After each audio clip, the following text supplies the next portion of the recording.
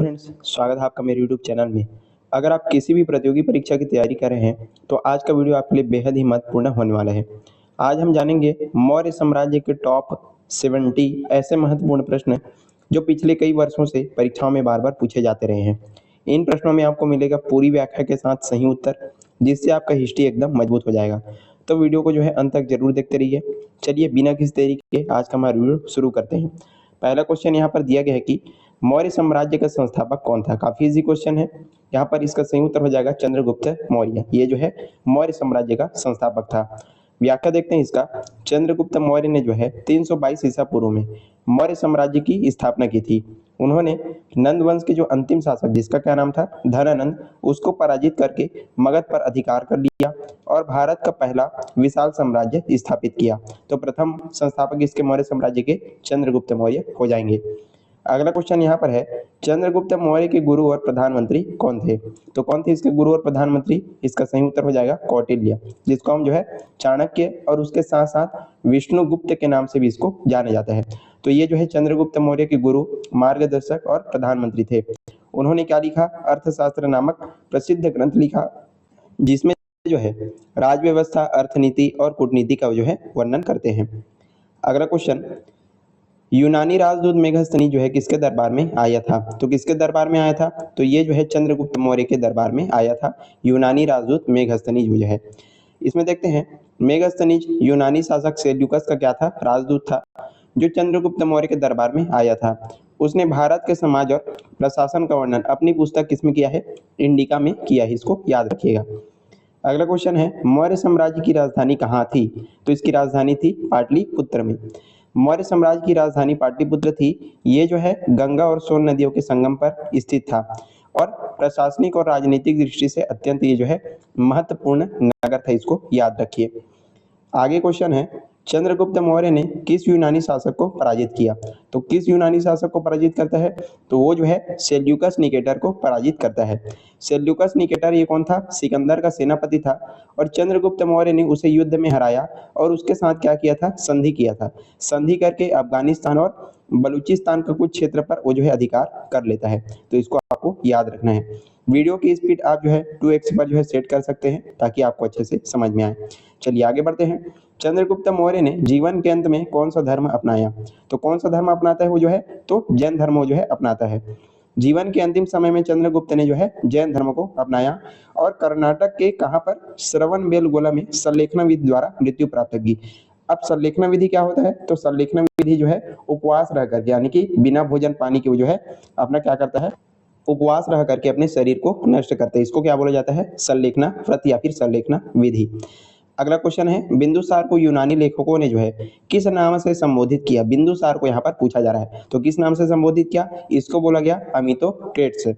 ये बिंदुसार को यूनानी लेखकों ने क्या बोला, अमित्रघात या फिर अमितोक्लेट्स के नाम से उसको संबोधित किया, जिसका अर्थ होता है शत्रुओं का विनाश करने वाला होता है। इसको याद रखिए। आगे है, अशोक का राज्याभिषेक कब हुआ था। तो इसका राज्याभिषेक कब हुआ था, 273 ईसा पूर्व में अशोक का राज्याभिषेक हुआ था। और अशोक ने मौर्य वंश, ये सबसे महान शासक था, उसका राज्याभिषेक लगभग 273 ईसा पूर्व में हुआ था। ये किसका बेटा था, तो बिंदुसार का बेटा था अशोक। आगे क्वेश्चन है, कलिंग युद्ध कब हुआ था। तो कलिंग युद्ध हुआ था आपका 261 ईसा पूर्व में। कलिंग युद्ध 261 ईसा पूर्व हुआ था और इस युद्ध के बाद क्या होता है, अशोक का हृदय परिवर्तित होता है। क्यों, क्योंकि इस युद्ध में भारी जनहानि हुई थी, जिसको देख करके अशोक ने क्या कर दिया, हिंसा का मार्ग उसको छोड़ दिया और उसका हृदय परिवर्तित हो जाता है, बौद्ध धर्म वो अपना लेता है। अगला क्वेश्चन, कलिंग युद्ध के बाद अशोक ने कौन सा धर्म अपनाया। तो कौन सा धर्म अपनाता है, बौद्ध धर्म वो अपनाता है। कलिंग युद्ध के बाद अशोक ने बौद्ध धर्म को अपनाया और धम्म नीति के माध्यम से क्या करता है, अहिंसा, दया और नैतिक जीवन को प्रचार करता है। भेरी घोष की जगह धम्म घोष वो अपनाता है। इसको याद रखिएगा। अगला है, अशोक के शिलालेख किस लिपि में लिखे गए थे। तो इसके शिलालेख ब्राह्मी, खरोष्ठी, यूनानी, यानी कि उपयुक्त सभी लिपि में इसके जो शिलालेख हैं वो लिपे गए थे। अशोक के अभिलेख विभिन्न क्षेत्रों में अलग अलग लिपियों में लिखे गए हैं, जैसे कि ब्राह्मी, खरोष्ठी और यूनानी और अरमाइक। तो इसको ध्यान रखिए। 12वां नंबर क्वेश्चन है, अशोक के अभिलेखों को पढ़ने में सफलता जो है किसको मिली, तो किसको मिली, जेम्स प्रिंसेप को मिली थी 1837 में। यहाँ पर लिखा है जेम्स प्रिंसेप ने जो है 1837 में ब्राह्मी लिपि को पढ़ने में सफलता प्राप्त की, जिससे अशोक के शिलालेखों को समझना क्या हुआ, संभव हुआ। इसको याद रखिएगा। आगे क्वेश्चन है, अशोक ने जो है किस बौद्ध संगीति का आयोजन किया। यहाँ पर दिया है पहली, दूसरी, तीसरी या फिर चौथी। तो अशोक के समय में जो है तीसरी बौद्ध संगीति हुई थी। कहाँ पर हुई थी, पाटलिपुत्र में जो है आयोजित की गई थी। और इसका नेतृत्व किसने किया था, मोगलीपुत्र तीस ने इसका नेतृत्व किया था, जब जो है तीसरी बौद्ध संगीति हुई थी उसका।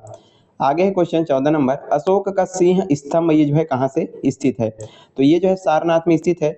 और अशोक का शीर्ष ये जो है भारत का राष्ट्रीय प्रतीक है, सिंह जो शीर्ष है वो। आगे है क्वेश्चन, मौर्य साम्राज्य का अंतिम शासक कौन था। मौर्य साम्राज्य का अंतिम शासक था बृहद्रथ। ये जो है बृहद्रथ मौर्य वंश का जो है अंतिम शासक था। उसकी हत्या उसी के सेनापति जिसका नाम था पुष्यमित्र शुंग ने कर दी। और वो जो है क्या करता है, मौर्य वंश को समाप्त करके शुंग वंश की स्थापना वो जो है करता है, पुष्यमित्र शुंग। आगे क्वेश्चन, किस मौर्य शासक के समय पर तृतीय बौद्ध संगीति आयोजित थी। तो तृतीय बौद्ध संगीति आयोजित हुई थी अशोक के समय पर। इसको हमने अभी भी देखा है। तृतीय बौद्ध संगीति का आयोजन जो है सम्राट अशोक के शासनकाल में 250 ईसा पूर्व में कहाँ पर, पाटलिपुत्र में हुआ था। और इस संगीति का जो अध्यक्षता है किसने किया था, मोगलीपुत्र तीस ने किया था। ये जो है बौद्ध भिक्षु थे। इस संगीति का उद्देश्य जो है बौद्ध धर्म में फैली जो है विभिन्न भ्रांतियों को दूर करना और जो है शुद्ध बौद्ध धर्म का प्रचार करना था। इसको याद रखिए। काफी इंपॉर्टेंट क्वेश्चन ये जो है, देवनाम प्रियदर्शी की उपाधि जो है किस शासक ने धारण की थी। तो किस शासक ने धारण की थी, अशोक ने इसको जो है धारण किया था, देवनाम प्रियदर्शी। मौर्य सम्राट अशोक ने अपने अधिकांश अभिलेखों में जो है देवनाम प्रियदर्शी उपाधि का जो है प्रयोग किया। इसका क्या अर्थ होता है, देवनाम प्रिय का, देवताओं का प्रिय, और प्रियदर्शी मतलब जो सभी को प्रिय लगे। और फिर क्या होता है, बाद में इतिहासकारों ने इन अभिलेखों को अशोक से जो है जोड़ दिया। अगला क्वेश्चन है, अशोक के इस अभिलेख में जो है कलिंग युद्ध का वर्णन मिलता है। तो कौन सी युद्ध शिलालेख में, तो 13वें नंबर का जो शिलालेख है उसमें कलिंग युद्ध का यहाँ पर वर्णन मिलता है। कलिंग युद्ध का विस्तृत वर्णन सम्राट अशोक के 13वें शिलालेख से मिलता है। इसमें जो है युद्ध में हुई भारी जनहानि और उसके बाद अशोक के हृदय परिवर्तन का उल्लेख है। इसी के बाद अशोक ने क्या किया था, धम्म नीति अपनाई थी और बौद्ध धर्म का प्रचार किया था। आगे क्वेश्चन, अशोक के अभिलेखों को पढ़ने में पहली सफलता प्राप्त किसने की। तो जेम्स प्रिंसेप ने की थी 1837 में। और इसके बाद ही अशोक के शिलालेखों को समझा जा सका और मौर्यकालीन जो इतिहास है उसकी महत्वपूर्ण जानकारी हमको मिल सकी। अगला क्वेश्चन, अमित्रघात की उपाधि किस मौर्य शासक को दी गई थी। तो किसको दी गई थी, बिंदुसार को। इसको अमित्रघात की उपाधि जो है दी गई थी, जिसका अर्थ होता था शत्रुओं का विनाश करने वाला।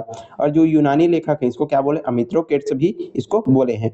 ये जो है चंद्रगुप्त मौर्य का पुत्र और जो है सम्राट अशोक के पिता थे, कौन, बिंदुसार। अगला क्वेश्चन, मौर्य काल में कर वसूलने वाला प्रमुख अधिकारी कौन था। कर जो वसूलता था इसको क्या बोलते थे, समाहर्ता इसको कहा जाता था। मौर्यकालीन प्रशासन में समाहर्ता कर वसूलने और साथ ही साथ राज्य की मुख्य अधिकारी ये जो है था। ये पूरे साम्राज्य में वृत्ति व्यवस्था को क्या करता था, नियंत्रित करता था। अगला क्वेश्चन देखते हैं, मौर्यकालीन गांव का प्रधान क्या कहलाता था। गांव का प्रधान यहाँ पर आपको पूछा जा रहा है। तो गांव का प्रधान कहलाता था आपका ग्रामिक। इसको याद रखिए। मौर्य काल में गांव का प्रशासन ग्रामिक नाम का अधिकारी ये जो है करता था। ये गांव की व्यवस्था, कर और कानून जो व्यवस्था है उसको संभालता था, ग्रामिक। अगला क्वेश्चन, मौर्य साम्राज्य में जो है प्रांतों का शासन जो है कौन करता था, या फिर प्रांतों के प्रमुख जो है कौन होते थे। तो कौन होते थे, कुमार होते थे। मौर्य साम्राज्य में प्रांतों का शासन प्रायः जो राजकुमार हैं वो करते थे। इससे जो है केंद्रीय शासन की जो पकड़ है वो मजबूत रहती थी। इसको याद रखिएगा। अगला क्वेश्चन, अशोक ने धम्म के प्रचार के लिए किस अधिकारी को नियुक्त किया था। काफी इंपॉर्टेंट क्वेश्चन है। धम्म के प्रचार के लिए कौन से अधिकारी को नियुक्त करता है, तो जो है धर्म महापात्रों को जो है नियुक्त करता है। सम्राट अशोक ने जो है नैतिक जीवन और धर्म के प्रचार के लिए धर्म महापात्र नामक अधिकारियों की नियुक्ति करता है। ये जो है देख रेख करते थे शिला लेखों की, जो भी अभिलेख है उन सब का देख रेख करने के लिए। अगला क्वेश्चन 25 नंबर, अशोक के अभिलेखों में उसको जो है किस नाम से संबोधित किया गया। तो उसको किस नाम से, देवनाम प्रियदर्शी से उसको जो है संबोधित किया गया, जिसका अर्थ होता है देवताओं को प्रिय, ऐसा। अगला क्वेश्चन देखते हैं, मौर्यकालीन समाज में धनी किसानों को क्या कहा जाता था। जो धनी किसान थे उनको क्या बोला जाता था, तो उनको बोला जाता था गहपति, इनको कहा जाता था। इसको याद रखिएगा। मौर्य काल में जो समृद्ध किसान थे ना उनको जो है गहपति कहा जाता था। ये समाज में आर्थिक रूप से जो है प्रभावशाली होते थे। अगला क्वेश्चन है मौर्यकालीन सेना का प्रमुख अधिकारी कौन होता था? सेना का प्रमुख अधिकारी होगा आपका सेनापति। तो मौर्य साम्राज्य में सेना का संचालन जो है सेनापति के हाथों में होता था, जो युद्ध और सैनिक व्यवस्था का क्या होता था? प्रमुख अधिकारी था। अगला क्वेश्चन 28 नंबर, मौर्यकालीन प्रशासन में अमात्य का अर्थ क्या, मतलब उसका कार्य जो है क्या था?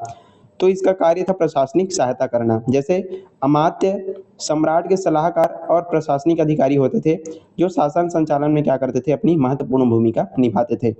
29 नंबर प्रश्न है यहाँ पर, क्या पूछा जा रहा है कि अशोक के किस शिलालेख में कलिंग युद्ध का वर्णन मिलता है? तो 13वें नंबर के शिलालेख में कलिंग युद्ध का वर्णन मिलता है। इसी युद्ध के बाद अशोक को पश्चाताप हुआ था। अगला क्वेश्चन, मौर्यकालीन शिक्षा का प्रमुख केंद्र जो है, प्रसिद्ध केंद्र जो है कौन था? तो कौन था? तक्षशिला जो है प्रसिद्ध शिक्षा का केंद्र था।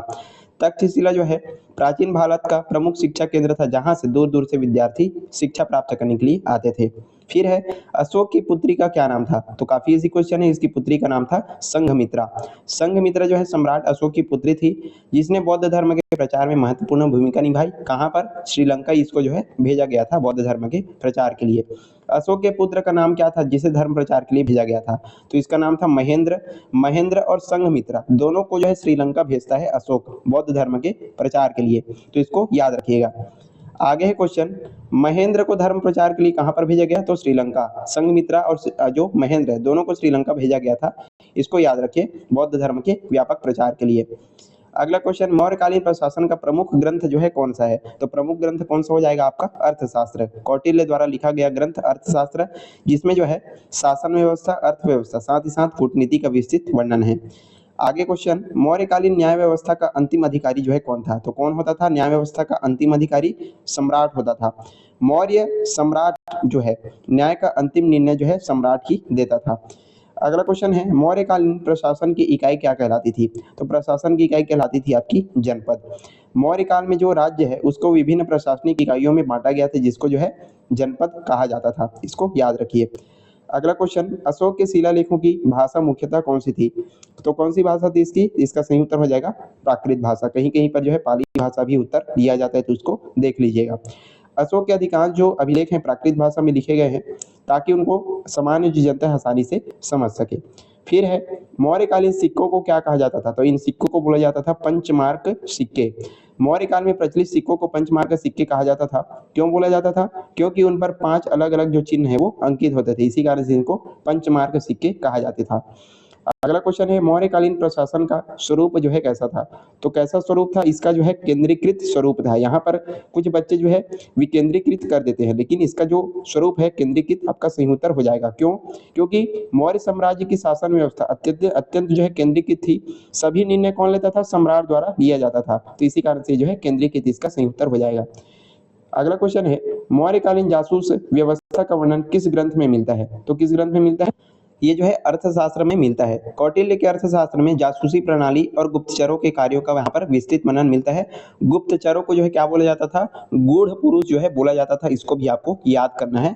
और इनको जो है 2 भागों में बांटा गया था, संस्था और संचार। संस्था नाम के जो गुप्तचर होते थे वो जो है एक ही जगह पर रह करके गुप्तचरी करते थे, और संचार जो गुप्तचर होते थे वो लोग जो है घुमंतु होते थे, अलग अलग घूम घूम करके वो जो है गुप्तचरी करते थे, इसको याद रखिएगा। हमने जो है 40 जो क्वेश्चंस हैं काफ़ी बेहतरीन तरीके से आपको बता रहे हैं। वीडियो पसंद आ रहा है तो लाइक करना है, ज़्यादा से ज़्यादा आपको जो है शेयर बस कर देना है वीडियो को। चलिए अगला क्वेश्चन देखते हैं, मौर्यकालीन व्यापार का प्रमुख केंद्र जो है कौन था? तो पाटलिपुत्र, उज्जैन और तक्षशिला, ये सभी के सभी जो है व्यापार के प्रमुख केंद्र थे, इसको याद रखिएगा। फिर है अगला क्वेश्चन, मौर्यकालीन व्यापार जो है उसका प्रमुख मार्ग कौन सा था? तो इसका प्रमुख मार्ग था उत्तरापथ। उत्तरापथ मतलब प्राचीन भारत का प्रमुख व्यापारिक मार्ग था, जो कई महत्वपूर्ण जो नगर हैं उनको आपस में जोड़ता था, इसको याद रखिए। फिर है अशोक का शासनकाल जो लगभग जो है कितना था? तो इसका शासनकाल था 273 से लेकर के 232 ईसा पूर्व। सम्राट अशोक ने लगभग 273 से 232 ईसा पूर्व तक जो है शासन अपना किया है। फिर मौर्यकालीन कृषि कर जो है क्या कहलाता था? तो जो कृषि कर है वो आपका कहलाता था भूमि कर। मौर्य काल में जो है राज्य की प्रमुख आय जो है किससे होती थी? भूमि से ही होती थी। और जो है कृषि, पशुपालन और व्यापार, इन तीनों को जो है सम्मिलित रूप से क्या बोला जाता था? इसको वार्ता कहा जाता था, इसको याद रखिएगा, वार्ता कहा जाता था। मौर्यकालीन व्यापार जो है व्यापार कर जो है क्या कहलाता था? तो जो व्यापार कर है वो क्या कहलाता था? शुल्क कहलाता था। जैसे व्यापार और वस्तुओं के आवागमन पर शुल्क नामक जो कर है वो लिया जाता था। अगला क्वेश्चन है, अशोक की धर्म नीति क्या कहलाती थी? तो अशोक की धर्म नीति कहलाती थी धम्म नीति, इसको कहा जाता था। अशोक ने जो है नैतिक जीवन, दया और अहिंसा के प्रचार के लिए जो है धम्म नीति अपनाई, इसी को धर्म नीति कहते हैं। फिर मौर्यकालीन प्रशासन में सलाहकार अधिकारी जो है क्या कहलाते थे? तो सलाहकार जो अधिकारी है उनको अमात्य कहा जाता था। अमात्य क्या करते थे? सम्राट के सलाहकार और उच्च प्रशासनिक अधिकारी होते थे। अगला क्वेश्चन है, मौर्यकालीन विशाल सेना का वर्णन किसने किया था? तो विशाल सेना का वर्णन किसने किया? मेगस्थनीज ने किया है अपनी पुस्तक इंडिका में। अपनी पुस्तक इंडिका में जो है मौर्य साम्राज्य की विशाल सेना का वर्णन मेगस्थनीज ने किया है। फिर है, मौर्यकालीन प्रशासन में नगर प्रशासन कौन देखता था? तो नगर प्रशासन देखता था नगर अधिकारी। ये जो है नगरों के प्रशासन के लिए अलग अलग अधिकारी नियुक्त किए जाते थे, जो क्या करते थे? व्यापार, सुरक्षा और जो अर्थव्यवस्था है उन सबको जो है देखते थे। 50 नंबर क्वेश्चन, मौर्य साम्राज्य का पतन जो है कब हुआ? तो इसका पतन हुआ था 185 ईसा पूर्व में। 185 ईसा पूर्व में इसके अंतिम शासक बृहदत्त की हत्या करके उसका सेनापति पुष्यमित्र शुंग कर देता है और मौर्य वंश को जो है समाप्त करके शुंग वंश की स्थापना करता है। फिर है आगे क्वेश्चन, मौर्य साम्राज्य के समय नगर प्रशासन का वर्णन किसने किया? तो किसने किया? मेगस्थनीज ने। मेगस्थनीज ने अपनी पुस्तक जो इंडिका है उसमें पाटलिपुत्र के नगर प्रशासन का विस्तृत वर्णन किया है। उसने बताया कि नगर प्रशासन के कई वो जो है समितियां बनाई गई थी ताकि इसको जो है अच्छे तरीके से संचालित किया जा सके। अगला क्वेश्चन, मेगस्थनीज के अनुसार पाटलिपुत्र नगर का प्रशासन कितनी समितियों द्वारा संचालित होता था? तो कितनी समितियां थी? 6 समितियों के द्वारा संचालित होता था, जिसमें प्रत्येक समिति में जो है 5-5 सदस्य होते थे और अलग अलग जो कार्य हैं उनको संभालते थे। आगे क्वेश्चन है कि अशोक के शिलालेखों में किस सिद्धांत पर जो है विशेष बल दिया गया है? तो अहिंसा पर ही जो है ज्यादा बल देता है। अशोक ने अपने शिलालेखों में अहिंसा, दया और सहिष्णुता जैसे जो नैतिक मूल्य है उस पर विशेष जो बल है वो दिया है। मौर्य काल में राज्य की मुख्य आय का स्रोत क्या था? तो मुख्य आय का स्रोत था आपका भूमि कर। मौर्य काल में जो है राज्य की सबसे बड़ी आय जो है कृषि से प्राप्त जो भूमि कर है उससे होती थी, क्योंकि उस समय अर्थव्यवस्था जो है मुख्यतः कृषि आधारित थी और किसान जो है अधिक मात्रा में थे उस समय। फिर है, अशोक के लुम्बिनी अभिलेख जो है किससे संबंधित है? तो लुम्बिनी अभिलेख यहाँ पर क्या हुआ था? बुद्ध का जन्म हुआ था। लुम्बिनी में अशोक ने एक स्तंभ स्थापित कराया था जहाँ जो है गौतम बुद्ध का जन्म हुआ था। फिर है अगला क्वेश्चन, अशोक के अभिलेखों की कुल संख्या लगभग जो है कितनी मानी जाती है? तो इसकी टोटल जो संख्या है 33 मानी जाती है।